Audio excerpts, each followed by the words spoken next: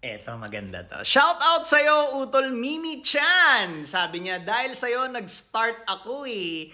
From 83 kilos down to 53 kilos! Grabe, 30 kilos yung tinanggal niya. Amazing! Nilalaro ko na lang ngayon, hindi na ako lumalampas ng 55 kilos. 5'3 height, 3 years calorie deficit. Let's go! Mga 3 years na rin ako na hindi lumalagpas sa aking ideal weight. Nilalaro-laro ko siya.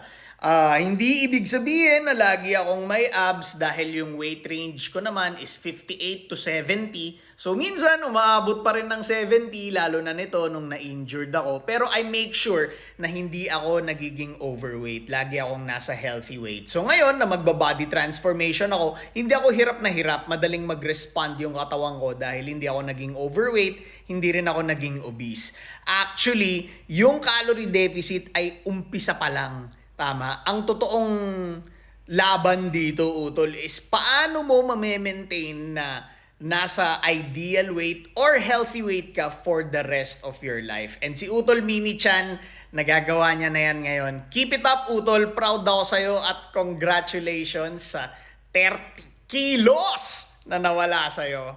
Husay, sana nakatulong. Follow for more tips.